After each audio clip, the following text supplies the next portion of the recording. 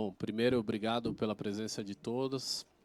Eu queria falar eu vou falar aqui de um assunto, na verdade, que já faz 20 anos que eu estou envolvido no Brasil, né? Existem ETFs no Brasil há 20 anos, o que quer dizer que durante 18 anos a gente estava basicamente pregando no deserto, né? Ninguém sabia que tinha, né? E as coisas realmente não aconteciam por motivos que eu vou tocar aqui. Eu acho que a melhor forma de pensar em ETF, e a minha vontade aqui é exatamente pegar um tema que está super na moda, né, que eu acho que todo mundo fala sobre, mas que as pessoas, de forma geral, e assim, eu te diria que 95% no mínimo da Faria Lima não entende o que é um ETF. Né? Acho que fala muito, às vezes até usa, mas realmente não consegue entender exatamente o que é. Então, eu acho que a primeira coisa que eu queria falar é que vocês têm que pensar em ETF como uma tecnologia. Então, o ETF é uma forma de acessar uma alocação de investimento. Essa é a melhor forma de pensar. E aí você tem ETF de qualquer coisa. Então, é uma coisa muito útil porque você entende o que é uma vez e dali para frente você consegue usar de muitas formas diferentes. Então, eu acho que aqui vale a pena passar, né, algumas coisas mais básicas, ou que realmente ajudam a explicar por que o ETF é tão valioso, né, e também falar um pouquinho de por que durante 18 anos esse negócio existiu no Brasil, mas ninguém sabia que ele existia. A primeira questão é por que ninguém sabia, né? E aí eu acho que a culpa é inteiramente da indústria de ETFs, da indústria de asset, não de quem não sabia. Porque você fazia ETFs de algo que pouquíssima gente queria. Então não adianta ter uma coisa muito boa que oferece uma coisa que ninguém quer. E eu acho que essa é a primeira coisa. Então o que era isso? Era ações. Então você tinha um ETF que era bom, funcionava muito bem, mas que dava exposição à bolsa de valores, que é uma coisa que aqui no Brasil é muito limitada, né? A gente, por ter uma taxa de juros muito alta e por vários outros motivos, né, por talvez não ter tantas ações listadas em bolsa, etc., não tinha tanta atenção. Então não adianta muito você ter um produto super eficiente que entrega uma coisa que ninguém quer. Então acho que essa é uma primeira lição muito clara, né, de que as coisas vêm primeiro na demanda e depois você pensa na oferta. Então, o que mudou no Brasil? Mudou que de 2, 3 anos para cá você passou a ter o veículo super eficiente tributariamente para comprar uma coisa que todo mundo quer, que é renda fixa, né? Então, acho que aqui você tem claramente hoje, né? Hoje você tem o veículo de ETF como talvez o produto mais eficiente sob o ponto de vista tributário. Então, se você compra um ETF de renda fixa no Brasil, e aqui eu não estou falando dos ETFs de renda fixa que, por exemplo, a Galápagos tem, estou falando de todos os ETFs de renda fixa. Tá? A ideia aqui é fazer uma conversa muito aberta mesmo. Né? E você não tem IOF, você não tem Comicota, que tem vários fundos, e você já parte de uma alíquota, que na maioria das vezes é 15%. Então não tem aquela história, né? Eu, por exemplo, sempre caía nessa, né? Que você bota dinheiro que você não precisa num CDB, aí passa 6 meses, você fala assim, ixi, vou precisar do dinheiro, imaginei que eu não ia precisar, vou precisar. Aí você vai lá resgatar, você pagou 20% de IR, porque tem aquela história do IR decrescente. Né? Não se sintam mal se vocês já fizeram isso, absolutamente 100% de todas as pessoas já fizeram isso. Né? No caso do ETF de renda fixa, você a partir do primeiro dia tem 15% de alíquota. Então é muito melhor para você colocar essa questão. Uma outra analogia que a gente sempre faz, né, e um ponto que a gente também sempre faz é que o ETF de renda fixa ele joga a tributação para o final. Só quando você resgata que você vai pagar.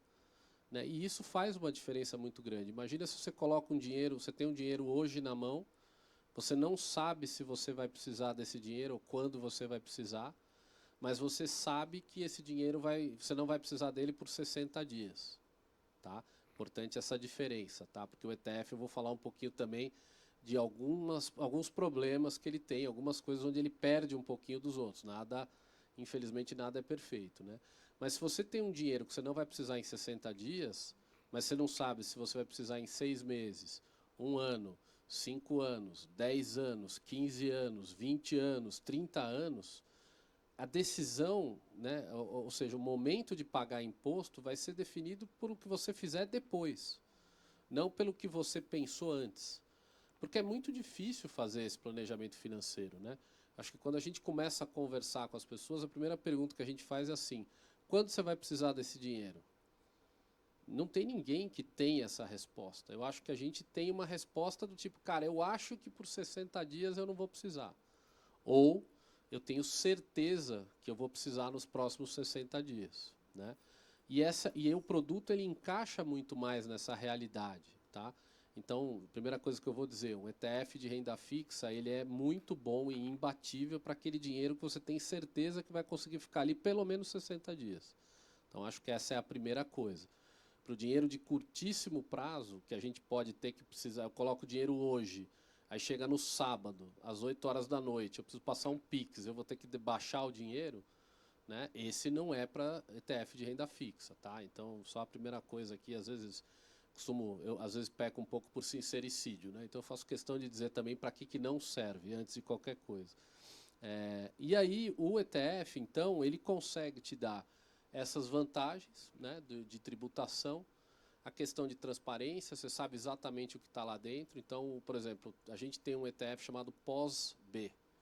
Né? Eu sempre brinco que o ETF tem que ser tão simples a ponto de você, em 4 letras, que é o código de negociação dele na Bolsa, falar o que ele faz. Então, não sei se alguém quer, né, pós-B faz pós-fixado, e a B que é a inflação. Né? Então, a gente está sempre colocando assim. Então, o ETF ele não vai bater nada. Ele não vai, eu vou colocar o dinheiro aqui, ele vai render mais do que eu esperava. Não. Ele vai render o que ele se propôs a colocar. A vantagem é que, por não tentar render mais, ele não corre o risco de render menos. Tá? Então, esse é um produto que está em voga lá fora há muito tempo, e depois eu vou falar um pouquinho por que eu acho que, por que esse negócio chegou aqui de qualquer maneira. Né? Aqui tem um ponto muito importante, que eu até tenho uma coluna no Valor Invest sobre ETFs, e a última coluna que eu escrevi, ela falava assim: ETFs são produtos comprados, não são produtos vendidos. Né? Então, o ETF, ele é, por definição, com uma taxa muito baixa, ele é um produto muito democrático, que o mesmo cliente de 100 milhões de reais acessa o mesmo produto que o cliente com 100 reais.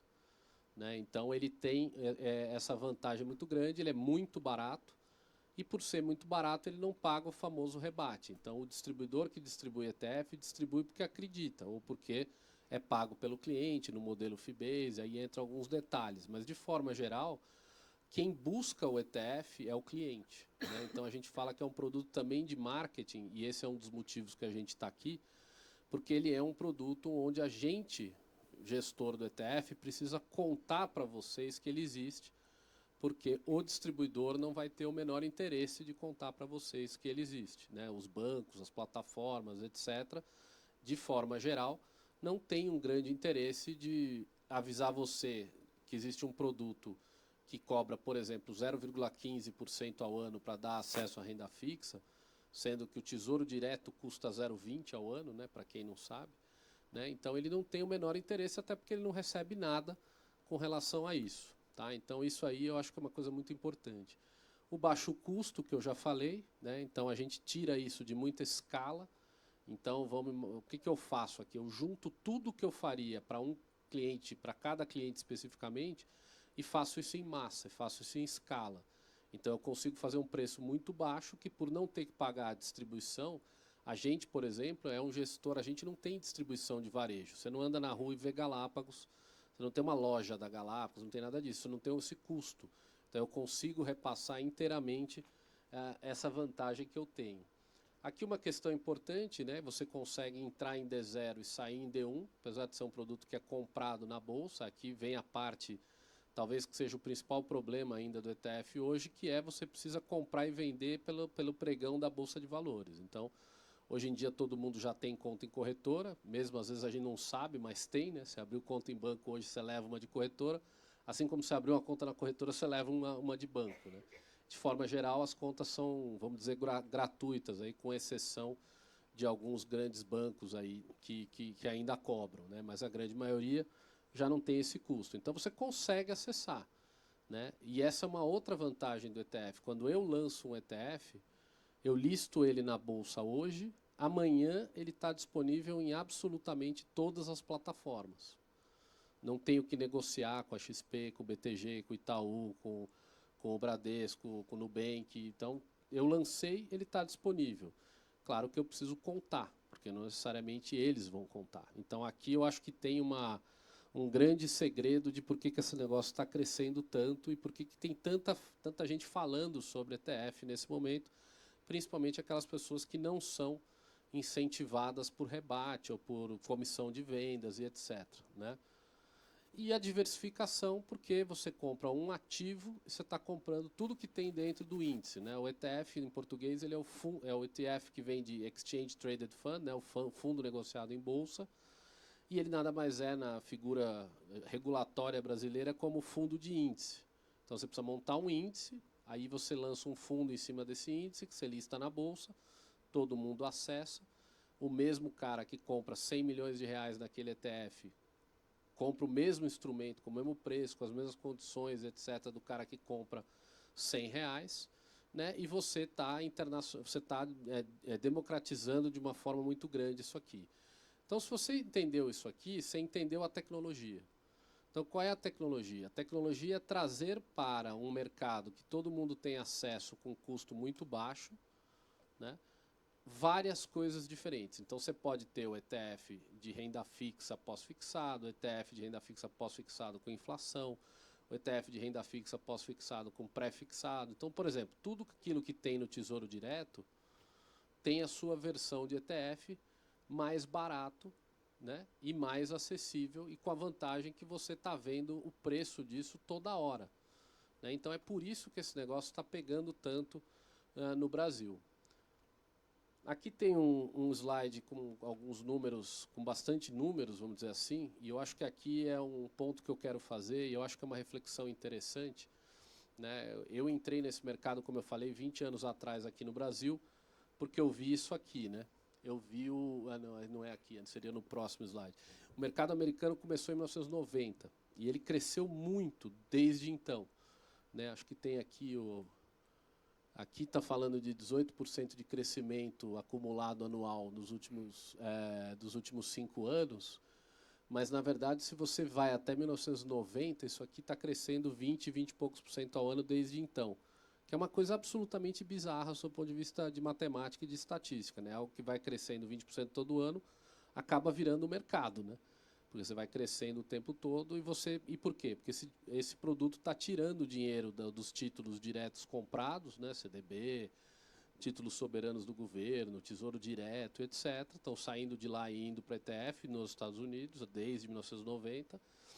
E você também está tirando dinheiro dos fundos mútuos e indo para lá, porque é um mecanismo muito mais eficiente, né, que joga o preço lá embaixo, que não promete uma coisa que não entrega, né? E que você consegue ver na sua tela tudo que você quer saber de informação dele. Você não precisa ligar para alguém, ficar fazendo um garimpo dentro do site de alguém, indo num lugar que não tem a informação, que te joga para lá. Então, assim, está escrito ETF, você já sabe o que é. Está escrito índice, você já sabe o que é. Você juntou as duas coisas, você já faz. Acho que aqui tem um ponto importante que eu queria colocar, que é o seguinte: parece muito mais complicado do que é, tá? Porque quando a gente começou a comprar as coisas que a gente já sabe que a gente compra, então, por exemplo, CDB, Tesouro Direto, né? Toda vez que a gente faz uma coisa pela primeira vez, ela parece mais complicada, né? No caso do ETF, ele só parece complicado nesse momento porque a gente não começou a usar. Então, uma questão muito importante que a gente está vendo, os ETFs, só para vocês terem uma ideia, 2, 3 anos atrás no Brasil, tinha cerca de 100 mil cotistas, eu acho que 200 mil cotistas. Hoje a gente está falando de 1,5 milhão. Né? Então tem um crescimento exponencial aqui. A gente estava falando de 25 bi.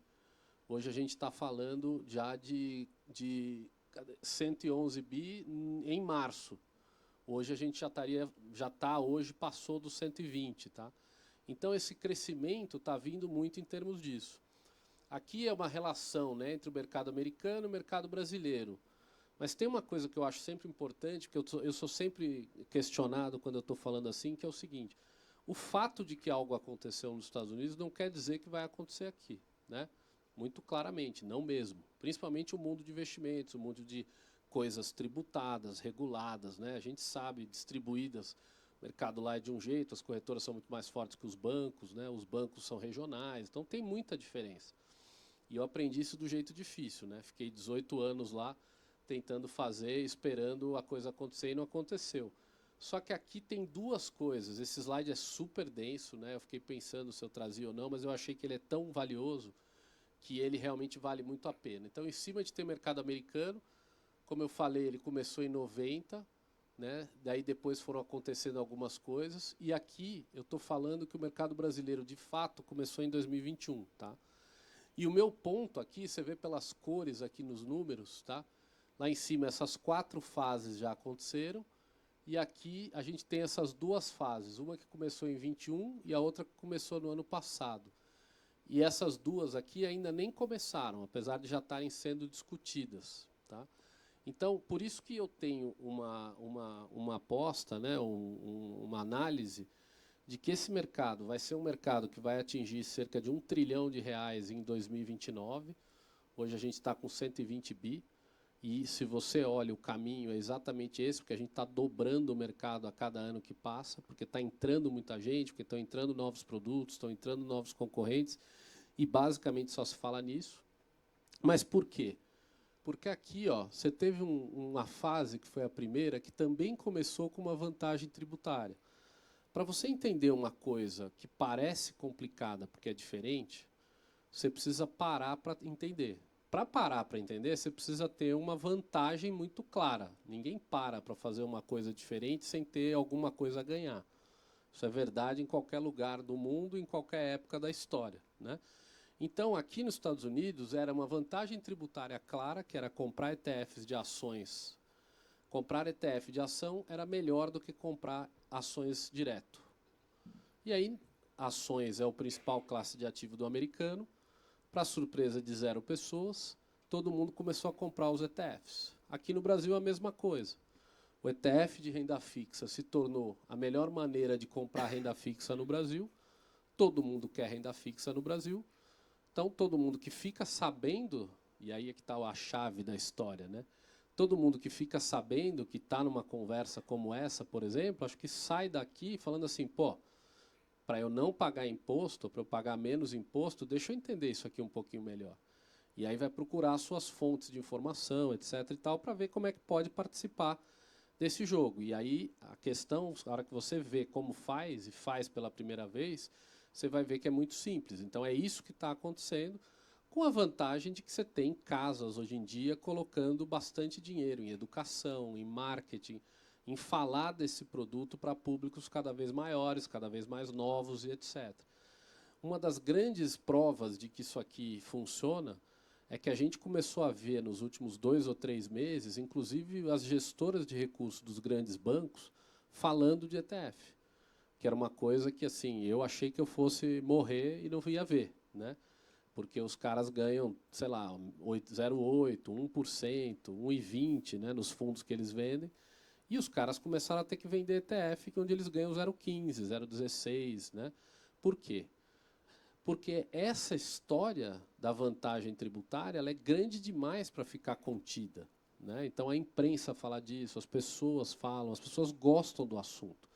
Então é isso que está acontecendo aqui, tá? E aí tem uma segunda variável, então ele começou a crescer aqui, tá?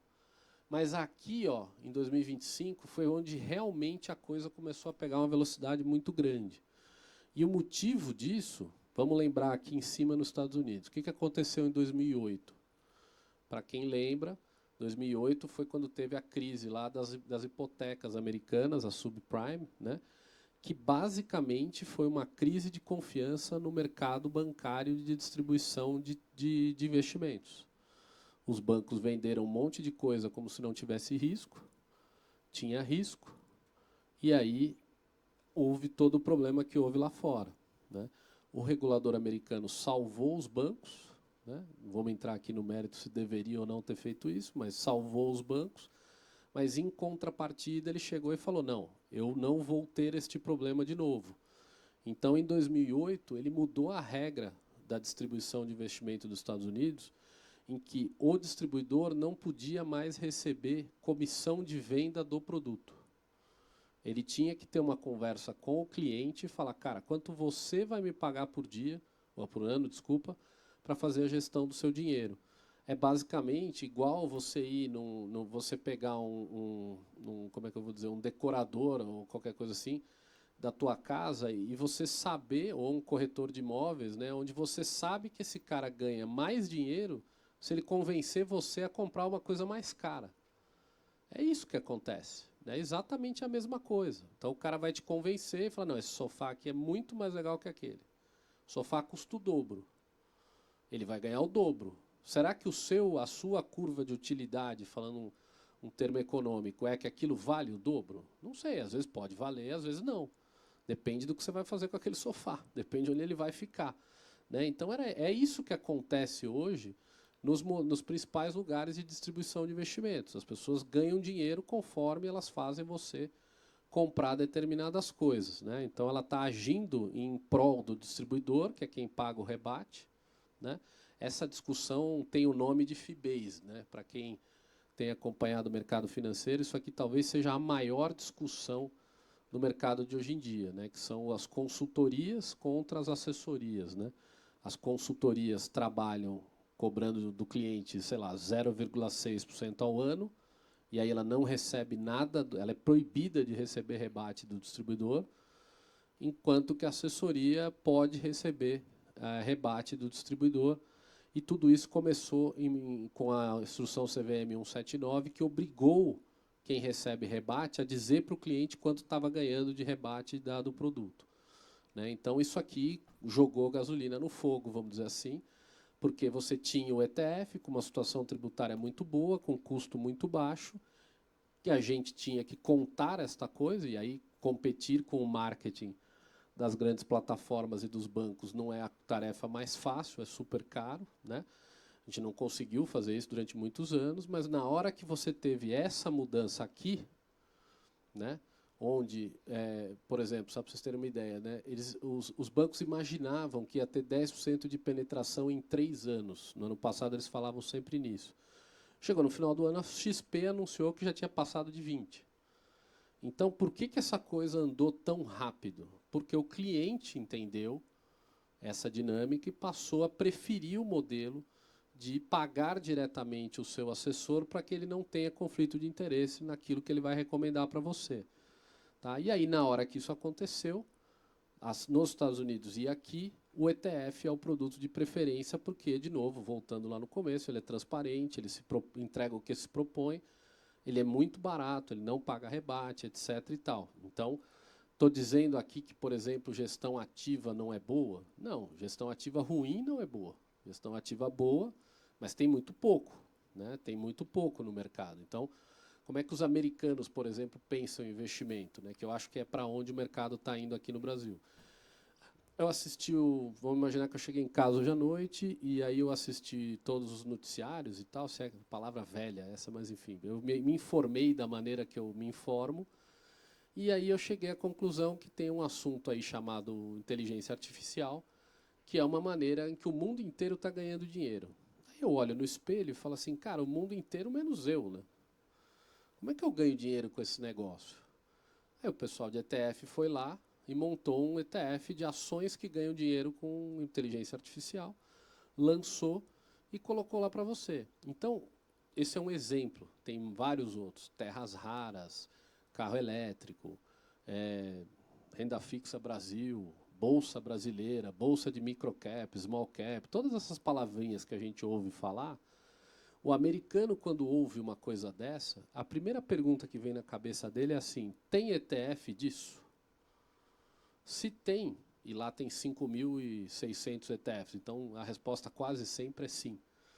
Ele vai lá, olha lá ele literalmente pega o celular, abre o home broker, ou o banco dele, ou seja lá o que for, coloca o código de negociação, que é aquilo que eu falei, né? Então um ETF tem, para ser bom, as 4 letras têm que dizer o que faz.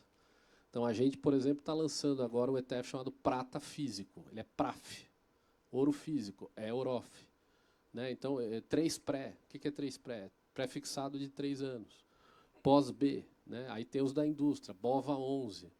né? Quer dizer, é muito simples, né? E a gente, às vezes, fala em reunião e os clientes viram para a gente e falam assim, nossa, eu nunca imaginei que eu fosse ver um produto de investimento onde eu entendi o que ele fazia só pelo nome. Normalmente é aquela sopa de letrinha, aquela Ave Maria cheia de graça, não sei o quê, tem aquele monte de termo que não diz nada, né? Então, no ETF tem essa vantagem também, né? O que o BOVA11 faz? Ibovespa. Né? O que o 3 Pré faz? Pré-fixado de 3 anos. Né? Nem todos os ETFs a gente consegue, em 4 letras, fazer esse resumo, mas o esforço é muito grande nessa linha. Né? Então, nos Estados Unidos, voltando no meu exemplo, a pessoa fala assim, tem ETF disso? Tem. Aí o que ele pensa? Ele fala assim, bom, beleza, quanto que eu tenho que colocar? Ah, R$ 100. Pô, R$ 100, tudo bem. Eu vou colocar R$ 100. Se fosse um mínimo de R$ 500 mil, eu ia passar meses pensando, né? Ou de R$ 50 mil, ou sei lá. Eu ia passar meses pensando se faz sentido, se não faz, se é muito arriscado, se não é. Meu, com R$ 100 eu vou. Aí você compra, aplaca a sua ansiedade, também conhecida como FOMO, né? O Fear of Missing Out. Você fica mais tranquilo, porque você tem alguma coisa já em inteligência artificial. E você vai seguindo, né? A gente, no mundo de hoje, eu não sei vocês, mas às vezes a gente não consegue seguir nem tudo que a gente faz. Imagina o que a gente não faz. Então, se você não tem, você não vai acompanhar. Você vai ver de vez em quando, cada vez que você vê, você vai querer se jogar da ponte, porque você não fez nada 6 meses antes. Ali você compra um pouquinho, tem. Se você gosta, você vai aumentando. Se um dia você acorda e fala, nossa, já tenho R$ 10 mil nisso aqui. Será que não tem um jeito melhor de fazer isso? Será que eu não quero entender o que uma NVIDIA da vida faz? Será que eu não quero me dar ao trabalho, né, de tentar ir melhor? Porque uma coisa que o ETF não faz, ele não vai ser o melhor investimento daquele assunto. Ele compra a média. Ele compra tudo que tem daquele assunto. Não é nem o melhor, nem o pior. Você está exposto naquele assunto, numa coisa de liquidez, transparente, barata, eficiente, etc., mas ele não é ali dentro. Tem jeito melhor de investir naquilo, com certeza. O problema é como é que você sabe disso antes, né? Como é que você vai saber antes qual daquelas... Por exemplo, vou dar um exemplo, a gente tem um ETF chamado GXUS, que é Global XUS. Esse já não é tão bom aí o código, né? Ele tem 8.600 ações lá dentro. Ele compra tudo que existe de ações no mundo fora dos Estados Unidos, né? E o Brasil, infelizmente, é um pedaço minúsculo do negócio. Então, para a gente é até bom. Claro, por favor.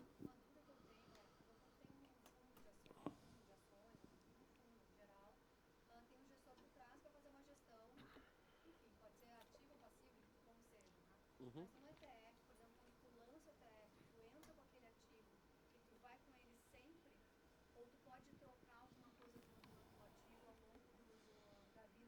Não, eu troco com certeza, só que quem escolhe não sou eu, quem escolhe é o índice. Então, você antes de fazer, quando você lança um ETF, tem muita coisa que você pode fazer para determinar o que vai acontecer depois. A partir do momento que você lançou, não tem mais nada que você possa fazer. Por quê? Porque o índice já está definido. E o índice, no mundo de hoje de inteligência artificial, por exemplo, você imagina que aquilo ali é um algoritmo, que a gente chama de algoritmo rules-based. Então, todas as regras têm que estar lá. Mas ele pode fazer coisas do tipo, compre ações que têm no mínimo 50% da receita vindo de inteligência artificial de acordo com fulano de tal. Balanceie isso com a liquidez diária dele. Vamos rebalancear essa carteira todo mês, ou a cada 2 meses, ou a cada 3 meses. Cada índice é de um jeito. Então, respondendo à tua pergunta, quer dizer, o que eu faço? Eu faço uma análise estatística de qual é a melhor maneira de comprar aquela classe de ativo, lanço, e a partir do momento que eu lancei não tem mais o que fazer. Tem gestão? Tem. Fazendo o quê? Gestão de caixa e gestão do rebalanceamento. Então, quando o índice me manda trocar 20% da carteira, eu preciso entrar lá, comprar e vender, mas eu não tenho julgamento de valor em cima das premissas que deveriam formar o preço da ação no futuro. E essa que é a grande diferença. Então, você está comprando o assunto, você não está comprando, você está comprando o sistêmico, vamos dizer assim, você não está comprando o idiosincrático, a ação em si, etc. Tá?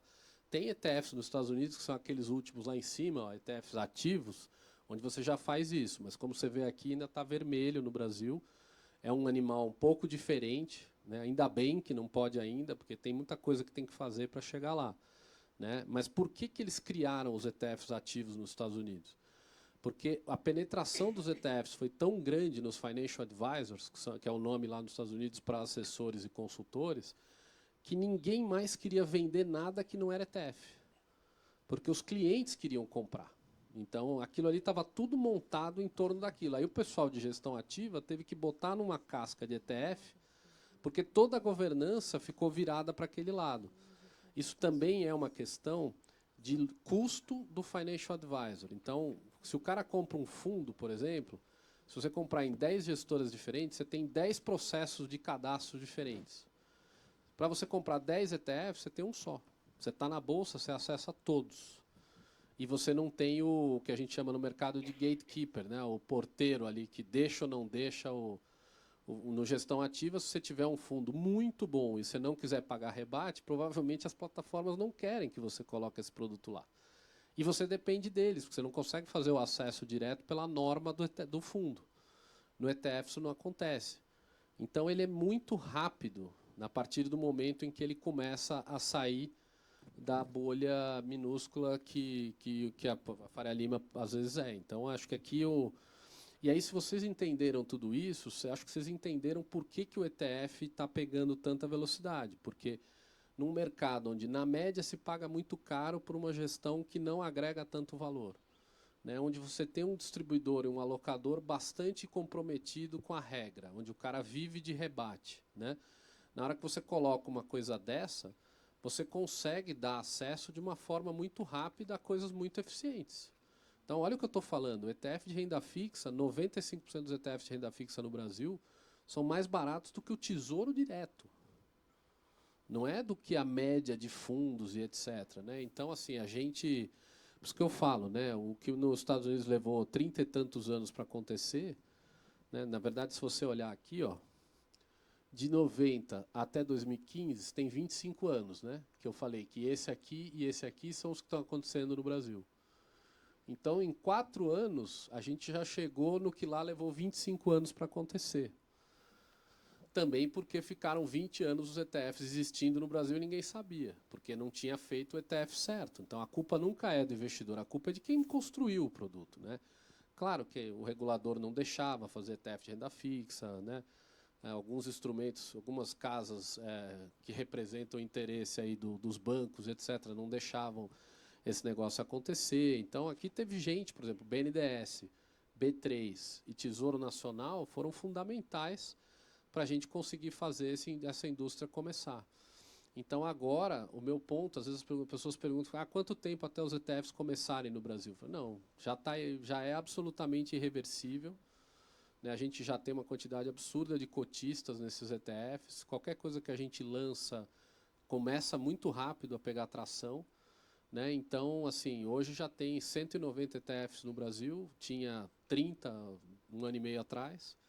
Tem mais 50 parados lá na CVM, que a CVM está com uma dificuldade aí de aprovar.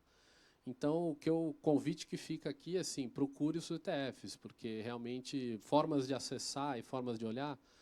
Na B3 tem muita informação legal, num negócio chamado Bora Investir, um site que tem lá, tem muita informação. Tem muita informação no site da BlackRock, que eu também recomendo bastante, iShares. Tem bastante informação num outro chamado ETFs Brasil, outro chamado ETF1, outro chamado Tudo ETF. Então, tem várias plataformas onde você consegue material isento, super bem feito. Então, acho que é isso. Já recebi umas 5 placas ali de tempo esgotado. Mas eu agradeço, estamos à disposição aqui. A gente e a turma da Galápagos estamos lá no carrinho de pipoca. Se alguém quiser comer uma pipoquinha ou conversar mais, fazer perguntas, a gente está super à disposição.